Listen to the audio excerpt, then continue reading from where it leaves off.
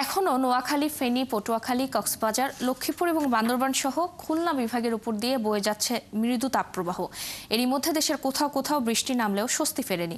এদিকে জামালপুর, কুড়িগ্রাম, রংপুর, সিলেট সহ দেশের ৯ জেলায় আগামী ২৪ ঘন্টায় ঝড়ো হাওয়া সহ বৃষ্টি বা বজ্রবৃষ্টির পূর্বাভাস দিয়েছে আবহাওয়া অধিদপ্তর। এছাড়া ওইসব এলাকায় বজ্রপাতের সতর্কতা জানিয়েছে আবহাওয়া অফিস। সহকর্মীদের তথ্য ও ছবিতে প্রতিবেদন। গত টানা ৮ দিন ধরে চুয়াডাঙ্গায় দেশের সর্বোচ্চ তাপমাত্রা রেকর্ড করা হয়েছে ৩৯ ডিগ্রি থেকে ৪২ ডিগ্রি সেলসিয়াস। অবশেষে সেখানে তপ্ত মাটিতে নেমেছে বৃষ্টি। বৃহস্পতিবার সেখানে ২৩ মিলিমিটার বৃষ্টি রেকর্ড করা হয়। প্রতীক্ষিত এই বৃষ্টিতে জনজীবনে কিছুটা স্বস্তি ফিরেছে। আজকে অনেকদিন পরে চুয়াডাঙ্গাতে পানি হয়েছে, আমরা সবাই খুশি। মানুষের স্বস্তিও ফিরে গেছে। চুয়াডাঙ্গাতে আজ বৃষ্টি হওয়াতে মানুষের মনে স্বস্তি হয়েছে।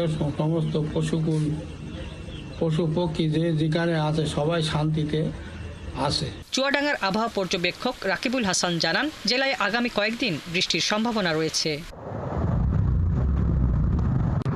আরেক উত্তপ্ত জেলা যশোরে বৃষ্টি হলেও গরমে এখনও অতিষ্ঠ জনজীবন। বৃহস্পতিবার সন্ধ্যায় টানা ২ ঘন্টা বৃষ্টি হলে কিছুটা স্বস্তি ফেরে। তবে শুক্রবার বেলা বাড়ার সাথে সাথে বাড়তে থাকে গরম। এই গতকালকের যে বৃষ্টি, সেই বৃষ্টিতে তাপমাত্রার কোনো পরিবর্তন হয়েছে বলে মনে হয় না।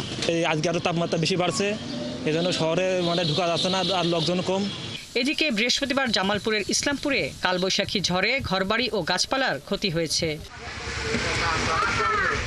ক্ষতিগ্রস্তরা বলছেন, ঝড়ে ঘরবাড়ি গাছপালা ক্ষতিগ্রস্ত হওয়ার পাশাপাশি পাকা ধান ও সবজির ক্ষতি হয়েছে।